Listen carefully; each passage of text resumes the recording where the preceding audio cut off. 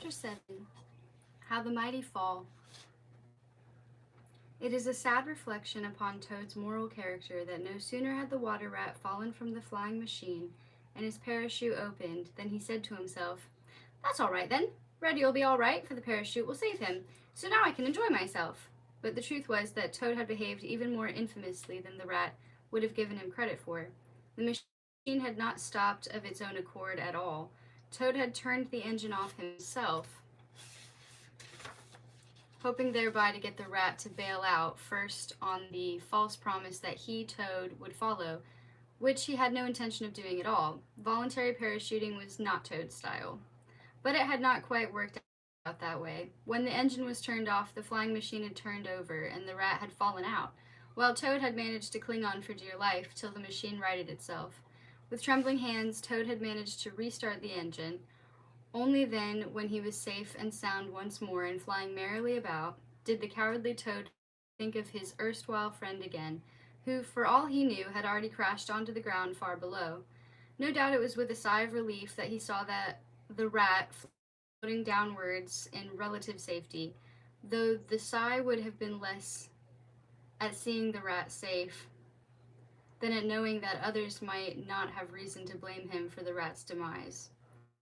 All this took but seconds, after which, with the engine roaring before him in a fruity and agreeable manner, and the spoil sport rat out of the way, Toad could get down to what really mattered, his own enjoyment. "Aha!" he cried, grasping the joystick with a whee and a whoops, as the cold air drove excitingly into his face and he began to experiment with flight.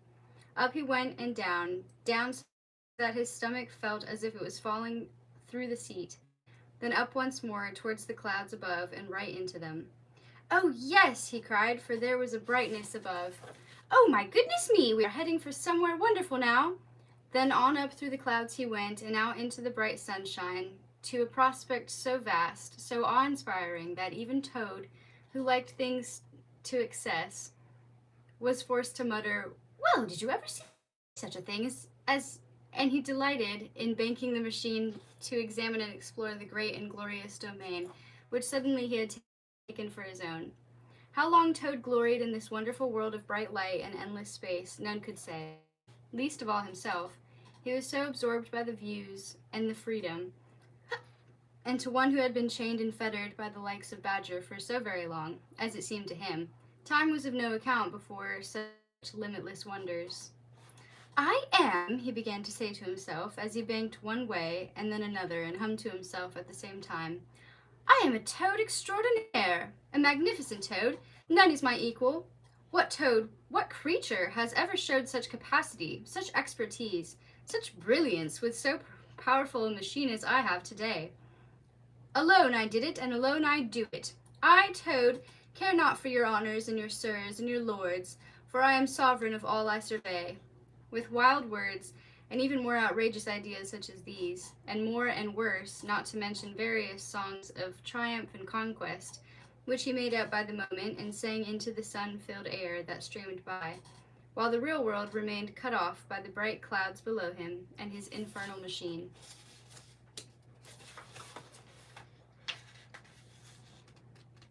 Toad lost himself utterly in his own selfish pleasures. Toad is up high in the sky, Toad is up and away, Toad is the monarch of all he surveys, Toad is not stuck down below. There goes Toad, and Toad goes there, and there all down below. Toad is great! It was not long before Toad, having grown tired of singing his own praises, imagined that others might be singing them as well. It was but a short step and a short flight to modify his self-centered song in a way that others might sing it if, as he would have wished, they could see him flying his machine so brilliantly. "Look at Toad, he's high in the sky, look, he's up and away. He really is monarch of all he surveys, while we are all stuck down below. He's a wonder, is Toad, a wonder to see, but us, we're stuck down below." "Yes, you are," cried Toad over the edge of his craft to his imaginary admirers. "But I'm not ever will be again, tra-la-la. Toad is Toad is up high in the sky, Toad is up and away. Toad is," and he was off again into his song, chortling, laughing, almost weeping with the pleasure of it all. That all could change and be lost in a moment did not occur to him, not even when the machine's engine spluttered and stopped briefly for a moment or two before starting up once more. "Ha!" cried Toad. "Nothing can defeat me, nothing." Not even when the machine seemed to slow a little and not pull out of his latest loop-the-loop as fast as it had before, so that it skimmed briefly through the clouds below and plunged him into misty gloom before heaving and shuddering its way at his heavy touch up into light once more. "Not me, not us," he cried, as if the machine was now alive and had become his friend. No, not even when, as the machine spluttered some more, the sky ahead darkened quite suddenly. The sun was gone, and the prospect before him was no longer glorious nor fine, but heavy with the swirl of cloud-laden winds. "We'll turn from all that nuisance," said Toad, pointing a mocking finger at what even he could tell were stormy winds, "and return once more to that he was going to say that light and wondrous place where I was but moments ago, and which is surely still there somewhere behind me," and he was going to bank the obedient machine again to go back where he had been, and so forget about the nuisance into which he was flying. But bank and turn he could not, nor could he speak. The engine's splutterings grew worse, and the darkness of the skies seemed to surround him and take him and his machine upwards with a power far greater and more dreadful than any he might have imagined for himself. Then, as suddenly as he had been taken up, he was plunged unerringly down into darkness, far faster than he had gone down before. As this nastiness began, something else happened, and right in front of his very eyes. The propeller stuttered, stopped briefly, started for a few labored revolutions, and then stopped utterly, as finally and inevitably the fuel ran out. No amount of frantic pushing and pulling at the controls, or twisting of the joystick, or looking about for something else, anything else, to make the propeller start again had any effect at all. And still the machine plunged down. The terrified Toad, realizing that his game was up, or rather on the way down, could see little, for his goggles were covered by what seemed mist. Then black, stinging rain, and the exposed part of his face was assaulted by a wind no longer bright and clear, but one dark and cold and savage. "Help!" bleated Toad, turning back to see if some Turning back to see if by some miracle the rat, having fallen out of the machine earlier when he no longer needed him, might perhaps have fallen back in again when he did, but no rat was there to rescue him now.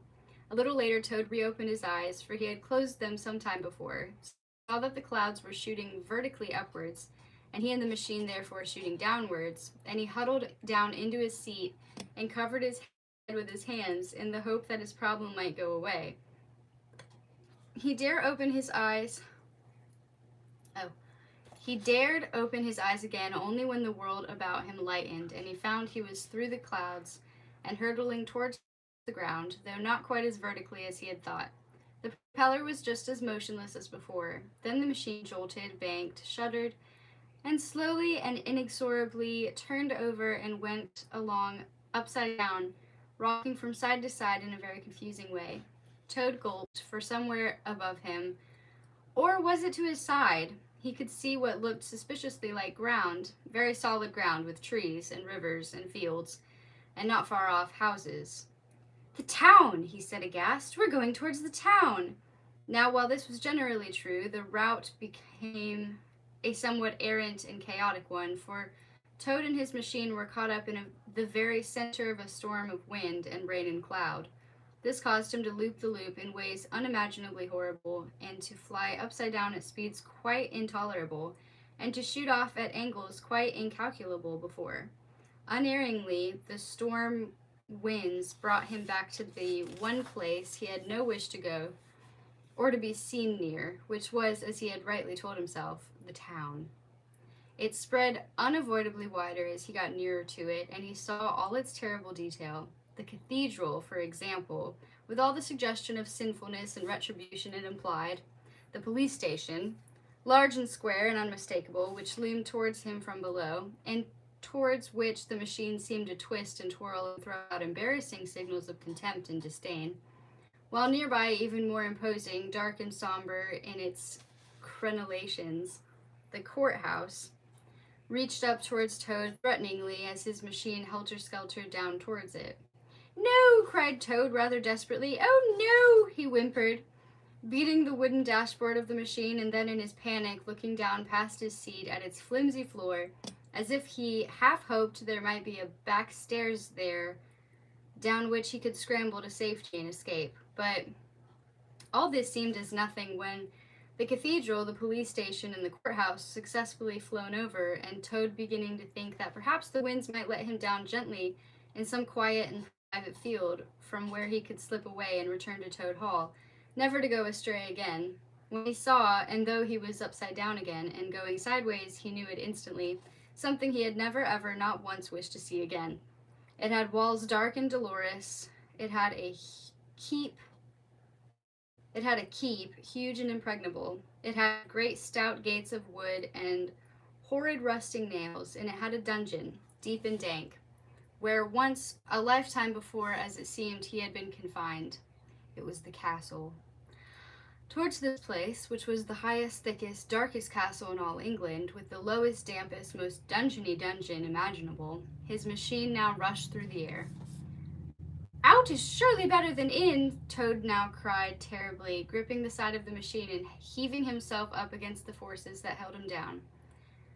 "They shall not confine me again. Death is better than such a life as that. I, Toad, aviator and explorer, shall go gloriously to my final liberty, saying farewell to everybody now."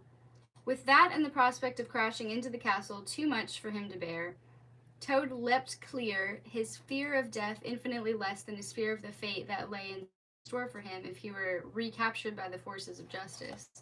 And indeed, had not the very thoughtful and resourceful Rat tied the cord of his parachute to the fuselage, Toad might well have fallen to his doom, a doom some might say which he partly deserved, but Rat had secured the cord and Toad had not tumbled far, when with a sudden and unexpected jolt and a loud report above him as the air filled his parachute, he found himself floating towards the ground. As he did so, his machine, which had seemed set on a course destined to bring it somewhere near the top of the impressive castle, leapt in the air as it was lightened of its load, skimmed over the top of the castellations, and went slowly on to crash harmlessly somewhere in the empty meadows beyond. Meanwhile, Toad discovered that the winds had not yet quite finished with him. It was not, it seemed, parachuting weather, and his passage down was accompanied by several return journeys upwards, as quite helpless and nearly suffocated by the strapping around his middle and chest, and with his goggles all steamed up and his body bitterly cold, he made a slow and erratic descent towards the earth. It was not in Toad's nature to count his blessings, remarkable though they were, but rather to assume them as spoilt animals usually do. I am alive then," he was saying to himself as he made his erratic descent, "and therefore remain the clever and unsuperable Toad." I'm sorry. Okay. "I am alive then," he was saying to himself as he made his erratic descent, "and therefore remain the clever and insuperable Toad I was before my attempted self-sacrifice. Clearly, I was not meant to be caught and confined, and I shall not be. I shall land in that verdant field of which I dreamed only a short time before, and from there I shall decide what route to take and what my future holds. Flying was fine while it lasted, but now I am returning to earth, I declare. I feel a certain happiness and contentment. Let none say I have not lived, nor seek to guess what the future may hold for one as full of genius as I." The ground was now coming in uncomfortably close, except that it was not mere common ground towards which he was floating. Even Toad could see that. It was some vast estate, a good bit vaster than his own, with a huge house and outbuildings, and all the accoutrements and more that such estates generally have. Unfortunately, it was towards a particular part of it that Toad now found himself helplessly drifting, and the nearer he got to it, the less he liked what he saw. He tried tugging at the strings of his parachute in a vain attempt to change direction somewhat. "Only a little bit, that's all I need," he muttered to himself with increasingly alarm. Since that produced no change, and if anything seemed to bring him even more swiftly and inexorably towards the object of his fear, he tried waving his arms about and wiggling his legs and feet in a most ridiculous way. But it was all to no avail. Destiny may have saved his life so far, but Destiny seemed intent on punishing him all the same. For what Toad found himself floating so rapidly towards was a great and shining tropical hothouse, which looked quite as big as Toad Hall itself, and which was filled, as he could all too plainly see, with tropical trees and jungle blooms. It was true that these might at least cushion his landing, but it was what he must first crash through to reach them that concerned him. Nor could there be an easy getaway if he made so spectacular a landing. The noise alone would surely bring forth the whole estate. The one thing, at least, seemed in his favor. By some happy chance, there was not a single worker or person about who might be witness to his descent. The shining glass and white metal structure of the hothouse was rushing up at him. One moment it was there, all neat, perfect, elegant beneath him, the fronds of greenery just beyond, and the next there was a crash and a thump, and Toad was coming dizzily to his senses to discover that he was neither in nor out, but rather betwixt and between. The top half of his body, his head, shoulders, and arms, was stuck outside the superstructure into which he had fallen, with bits of wood and metal and nasty shards of broken glass poking at him from all sides, or lodged irredeemably in his thick jacket, whose lambskin and thick inner lining had undoubtedly saved him from anything worse than heavy bruising, and a few cuts here and there.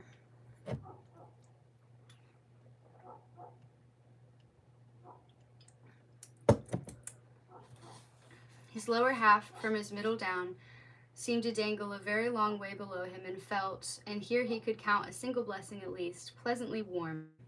His parachute was spread to one side across the unbroken curves and elevations of the hothouse, where its silky folds swayed and fluttered in the light breeze.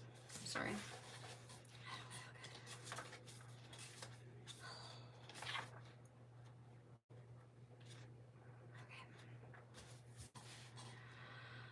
I don't feel good. Okay.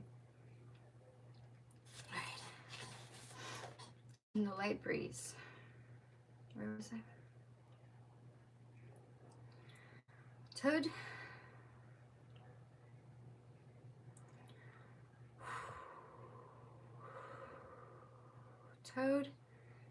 tried to lower himself.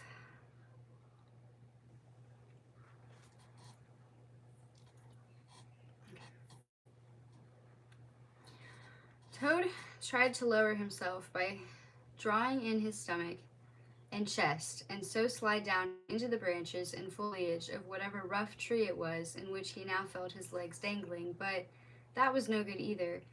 Neither up nor down could he go. "Help!" he shouted, though rather half-heartedly, for he still entertained the hope that he might free himself and be off before he was discovered. There ought to be some common worker about, he thought to himself, some fellow who, for a small consideration, though it will have to be the promise of one, since I have no actual money on my person, will release me and ask no questions. He peered from his ungainly, if superior position about the extensive and well-kept lawns and vegetable gardens, and towards the impressive walls and windows of the house itself, for help, and with an expedient eye to future advantage if he was detained, but his reflections were interrupted by a rapidly growing sense of discomfort down below, equaled only by a conflicting sense of discomfort up above. For in his lower half, where his legs and feet were dangling and unable to get any purchase or hold on the foliage, the agreeable warmth he had felt earlier was rapidly building beyond warmth into a hothouse heat. Indeed, the lower half of him felt very much as if it had been immersed in a bath that is a shade too hot, and for which there is no conveniently placed jug of cold water to cool it down a little. While above, where his head and shoulders were, the air was cold, very cold indeed, and getting steadily colder, as it seemed to Toad. "I am," he began, but he could find no word adequate for what he was, since one vital part of him was bitterly cold, and the other vital half was fearfully hot. "I must escape," Toad told himself, his vocabulary failing him, and beginning to struggle once more. "For if I do not, I shall die of—" of pneumonia. Toad now began to panic, beating at the tough glass about him, which, though it had been so easy to fall through, now proved quite impossible to dislodge. He wiggled his feet and toes downwards, only to find that mounting, terrible, humid heat below was now being aided and abetted by the tickling and the scratching and the malevolent rasping of the spiny leaves and prickly fruits of the upper branches of the exotic tree, into the top of which he had fallen. It was not long before Toad began to imagine the worst of outcomes, the pneumonia. He already had a headache and could feel a sore throat coming on very fast, would overtake his frail body, and while his lower half suffered heat stroke, his upper part would freeze. It would be a dreadful fate. "Help!" he cried again. "Let me down! Money is no object!" These cries went unheard, and despite the fact that so vast and rich an estate must surely have a vast staff, not a single person was to be seen or appeared to have seen him. He might as well have landed on the moon or on a deserted island, for all the signs of life there were. Then in the distance, he heard the bark of a dog. "Help!" he cried, but no one came. Then Toad heard, again out of sight and in the distance, a door opening, a snatch of male laughter, and then the scrunch of feet on gravel. "Help, you heartless fools!" cried Toad, whose teeth were by now chattering, but whose lower half was being braised in that tropical hell beneath him. "Surely you can see me up here, can't you? He was about to say he was Toad of Toad Hall, for he assumed that those below would be common staff who would be impressed by who he was. Yet he was still sufficiently composed to remember that beyond the river, beyond his own estate, Toad of Toad Hall was not merely persona non grata, but in some eyes a common Felden and escaped prisoner, and it might be better if he did not reveal his identity.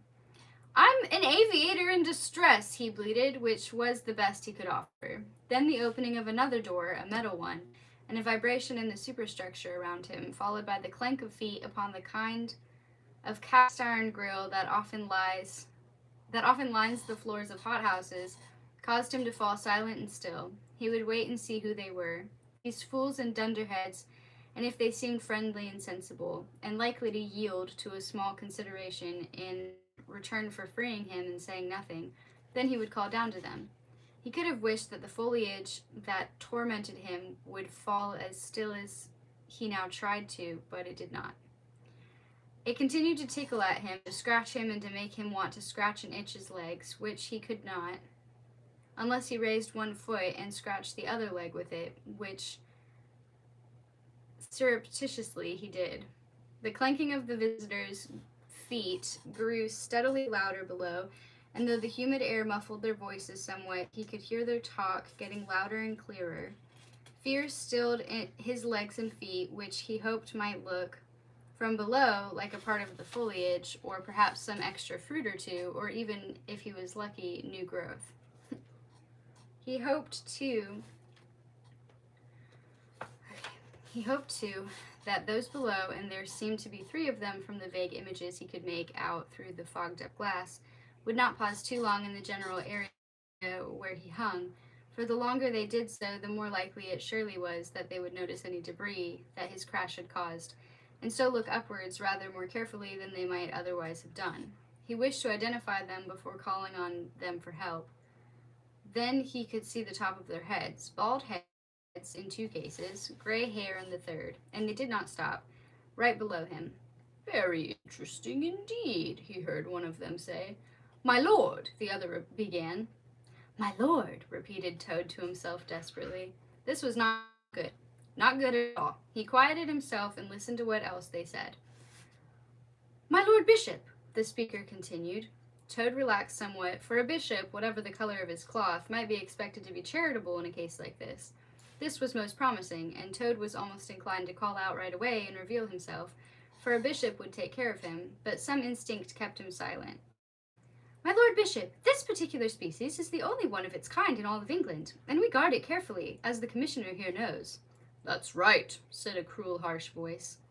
"Commissioner," muttered Toad. "That sounds, to me, ominously like an elevated police officer down below, a commissioner of police, no less. From such a one, I can expect no justice, no quarter." But then Toad heard something else, something worse, something dreadful.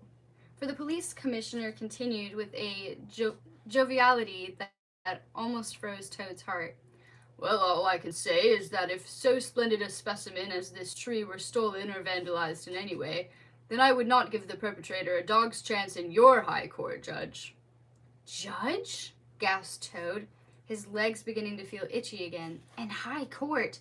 That is more than an ordinary judge. That is a very honorable and senior judge. That might almost be the Lord Chancellor himself.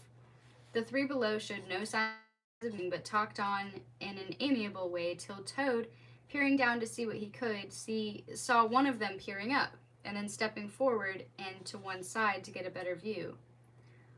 My lord, the inquisitive and unpleasant judge called out, for the other two seemed about to move on. Tell me, do you keep tropical beasts in here as well? Perhaps for purposes of fertilizing the blooms or the natural elimination of pests? You mean tropical insects, spiders, that sort of thing? Insects? Spiders? How dreadful were the creepings and the crawlings and the itchings about Toad's lower half now. How near he was to crying out for mercy. A life sentence in that drear dungeon from which he had escaped so long before, and so cleverly, seemed a holiday compared to the sufferings he was now being forced to endure.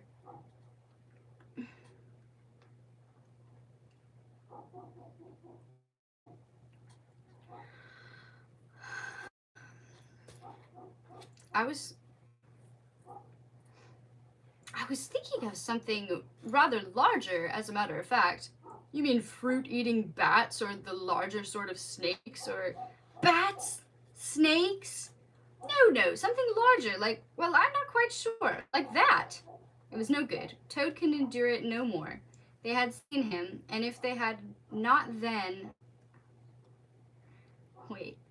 They had seen him, and if they had not then, how long might he be left here after they had gone, to be frozen above, while below something worse, basted by the humid heat, and then nibbled and eaten and stung by spiders and insects, horrible snakes and fruit bats? Help! Cried Toad. I am stuck. Free me, and I shall go quietly. Goodness me! Exclaimed my Lord Bishop. A thief! Cried the Commissioner of Police. We had best not judge till we have heard all the evidence, said His Honor, Justice of the High Court. Help! Cried Toad. I am an unfortunate aviator who has fallen on hard times.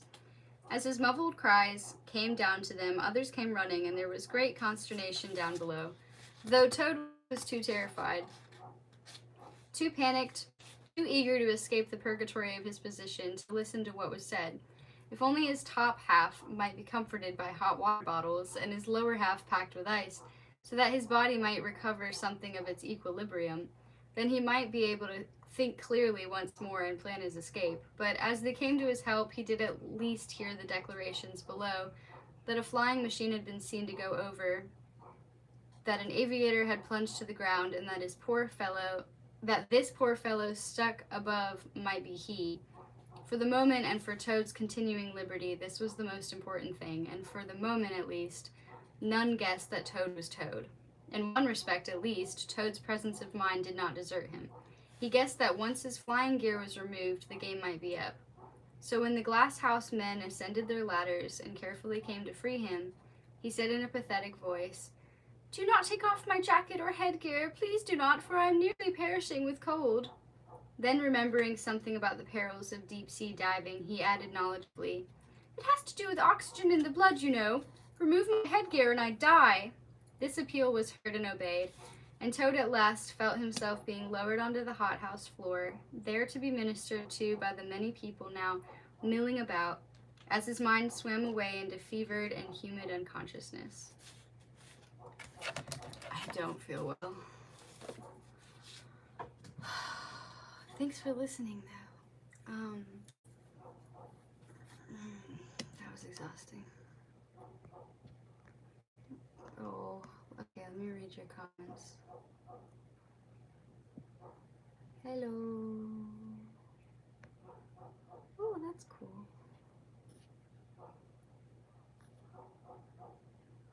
Huh? Long time. Hey, Oscar.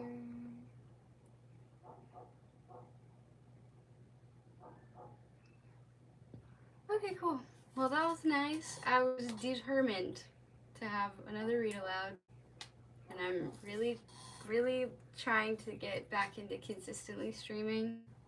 I'm like, I'm this close to spending money on somebody. I'm very close to actually investing money into trying to get my laptop fixed. Okay.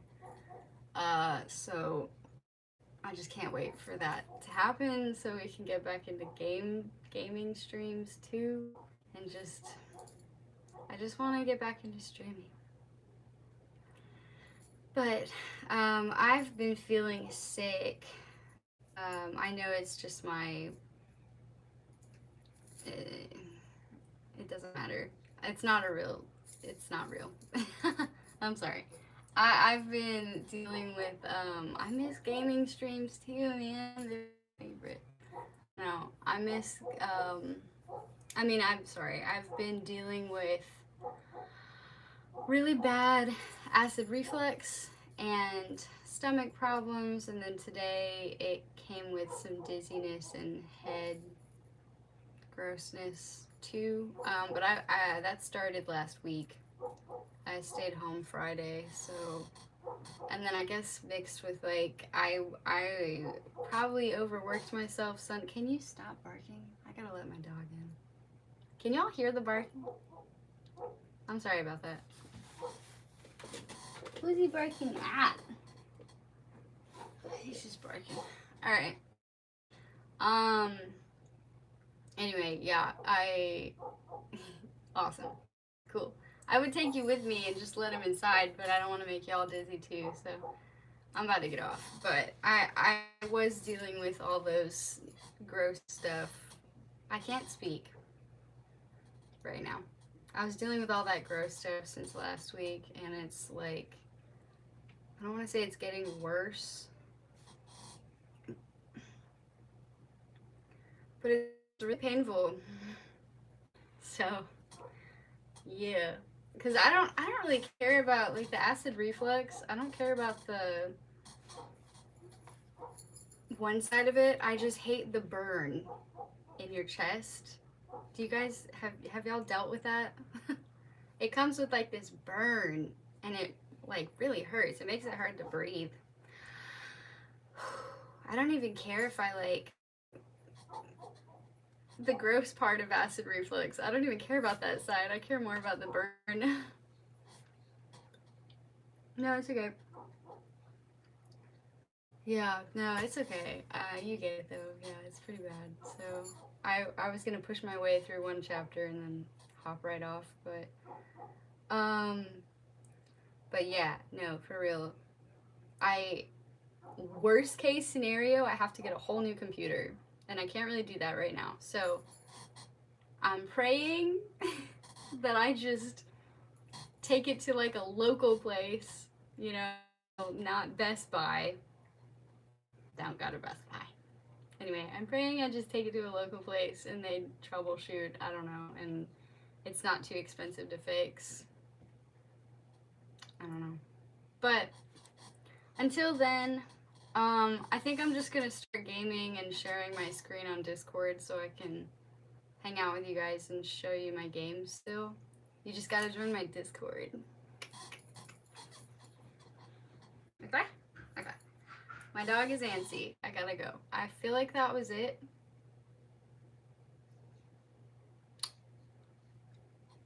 I don't know. I also feel like I'm missing something.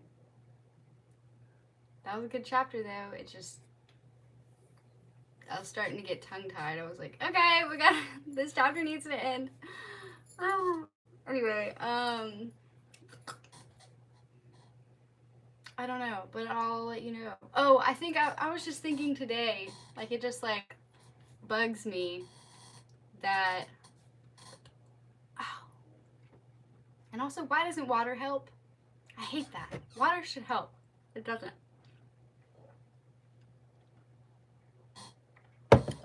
Anyway, last thing, I was just thinking today that it really bugs me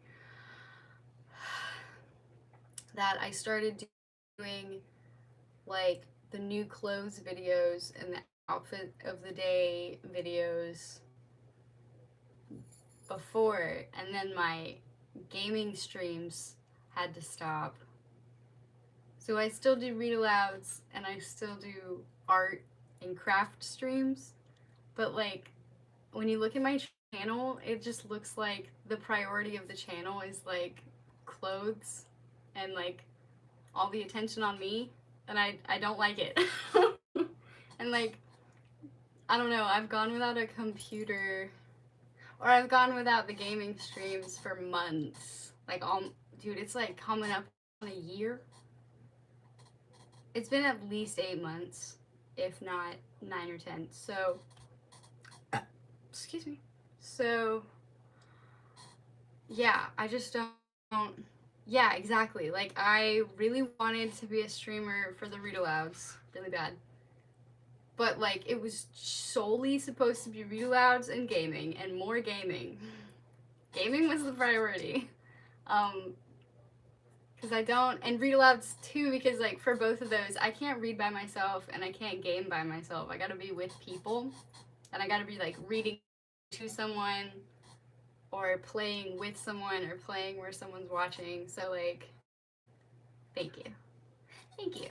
Yeah, so I just don't like newcomers coming in and thinking or possibly assuming that the channel is like solely revolved around fashion and like me and my clothes. It's not. So yeah, I'm really trying to put money to the side that I can just drop on this laptop to get it fixed. Yeah, pray for that. I hope it's cheap because I just spent a lot of money on my car. So, and I have to get new glasses. I have to get new glasses. Like, desperately need new glasses. This eye. I hate this eye. This eye's great. This eye makes me dizzy. If I could just, dude. Low key, I might just walk around with a patch on my eye because that's a lot better. This eye is just always like spinning. And I know, like, I had surgery on it when I was 4, so I know I really need an updated prescription and get back into wearing glasses full time because I do think that would help with my, yeah, like a pirate. No, I do think it would help with my, just my, like, dizzy headache stuff. So, anyway, that's expensive too. So, and Christmas is coming, so I'm trying to put money to the side for certain things. Luckily, I did find out my insurance totally covers the eye exam. So I really only have to spend like maybe 100 if I'm lucky, maybe 150 on glasses. So, yeah. So that's something else. But I want the gaming back. We're gonna bring the gaming back, okay? Because like I feel like instead of streaming these days, I've been leaning more towards Discord stuff because I'm hanging out with people more. I guess because we can like hear each other's voices and stuff, so I'm gravitating more towards Discord. And I was gonna start like gaming on Discord until I get the laptop fixed, but like I just want to get back into YouTube. It's been a while. I want to get more I don't want to say full time with it, but like more multiple times a week thing like we were doing. So anyway, thanks. But thanks for listening. Thanks for listening to my stuff. And yeah, and being patient with me while I tried to get through that chapter. But I think that's all. But I'm gonna go make dinner, and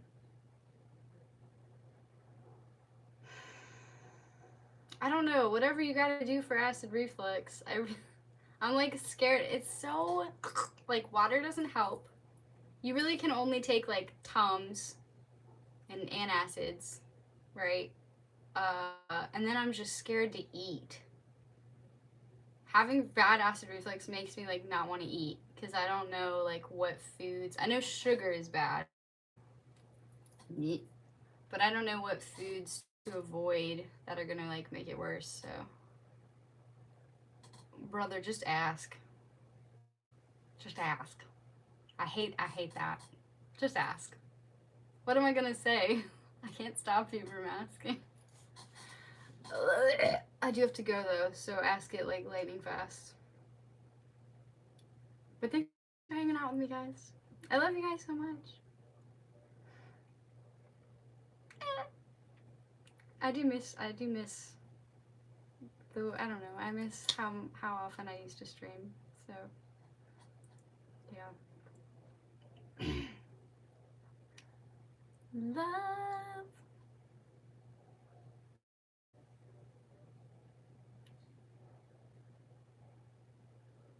I can't think of a single song. What the freak? Sorry.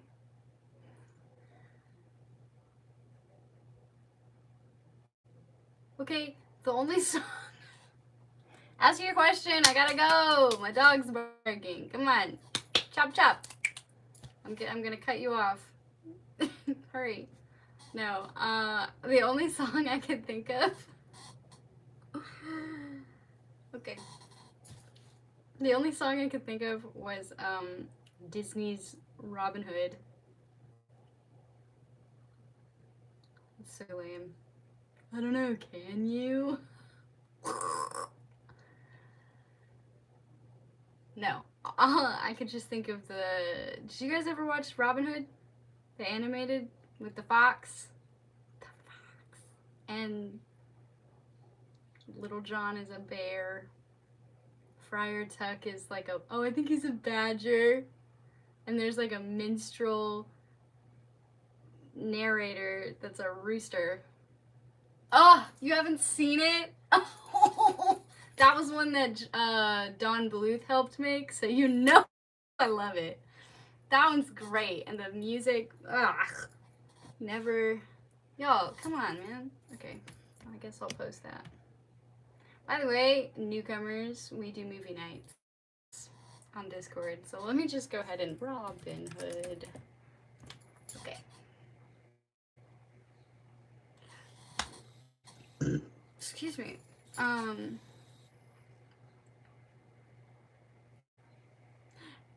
Prince.